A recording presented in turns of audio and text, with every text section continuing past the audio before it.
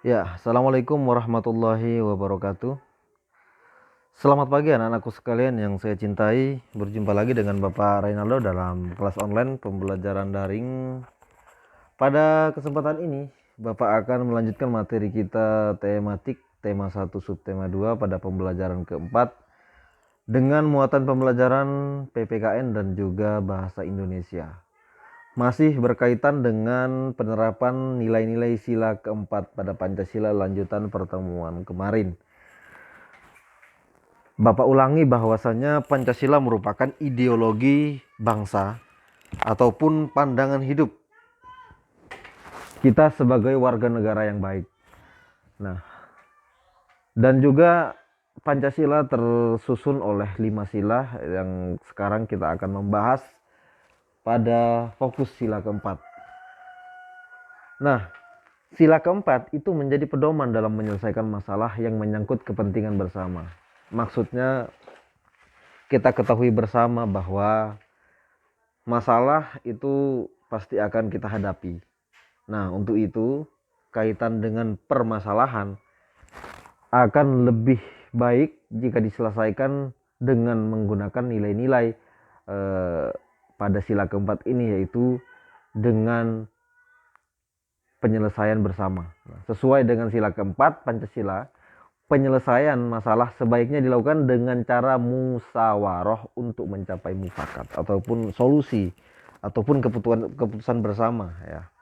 Itu yang diharapkan dari nilai-nilai Pancasila, tidak mengedepankan egoisme, tidak mengedepankan kepentingan diri sendiri daripada kepentingan bersama. Nah, beberapa contoh pengamalan sila keempat Pancasila dalam kehidupan sehari-hari kita, diantaranya yang pertama yaitu melakukan musyawarah untuk menentukan jadwal ronda di lingkungan. Jadi tentunya dalam membuat jadwal siapa yang bertugas malam ini, besok malam dan seterusnya, itu perlu yang namanya musyawarah, ya, perlu yang namanya keputusan bersama dan kesepakatan bersama. Sehingga ketika terjadwal, maka orang yang ditugaskan harus bertanggung jawab seperti itu. Yang kedua, mengikuti pemilihan umum, misalnya pemilihan presiden atau pemilihan kepala daerah. Bayangkan jika pemilihan kepala daerah ataupun presiden itu tidak dipilih secara musyawarah, maka akan menimbulkan beberapa dampak negatif seperti terjadi kerusuhan ataupun perpecahan, ya, sehingga akan menimbulkan dampak-dampak yang buruk bagi bangsa. Nah, tetapi dengan adanya kesepakatan bersama, yaitu dilakukannya pemilihan umum, ya, jadi masing-masing hak suara warga negara itu ya bisa menjadi solusi sehingga siapapun yang terpilih maka dialah yang berhak untuk memimpin, contohnya seperti itu.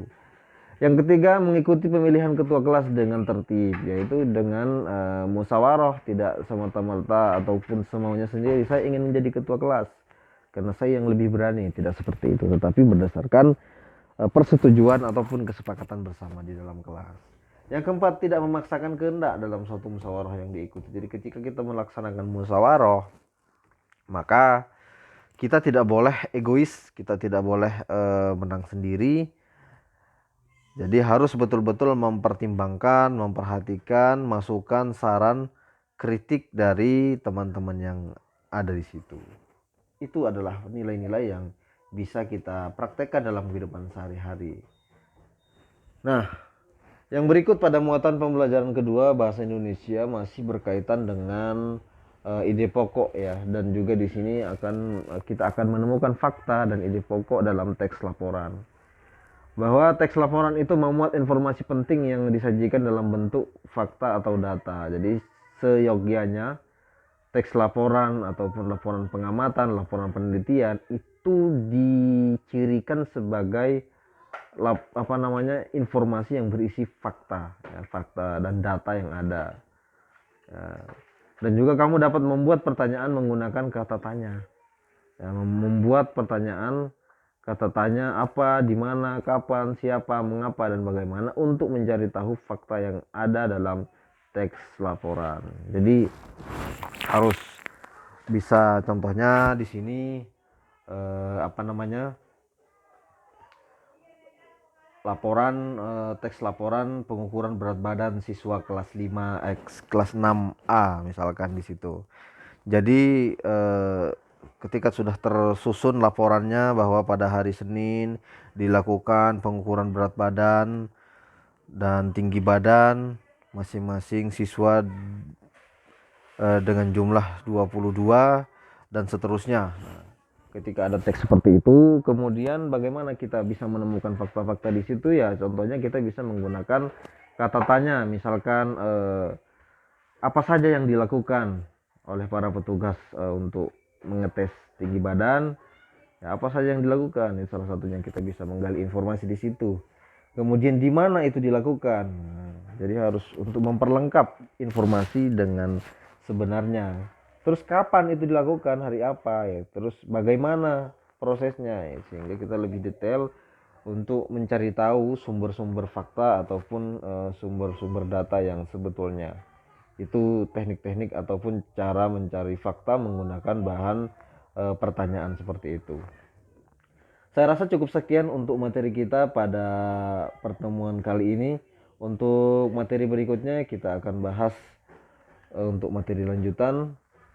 Silahkan Bapak instruksikan untuk selalu dan selalu belajar, ya, tidak hanya terpaku pada video pembelajaran yang Bapak buat, tetapi silahkan kalian cari referensi sebanyak-banyaknya, boleh di Google, kemudian di perpustakaan, baik itu di sekolah maupun di internet. Banyak sekali, tidak terbatas ya informasinya. Kita belajar bersama dengan senang hati. Jangan lupa tetap melaksanakan protokol kesehatan. Baik, cukup sekian. Assalamualaikum warahmatullahi wabarakatuh.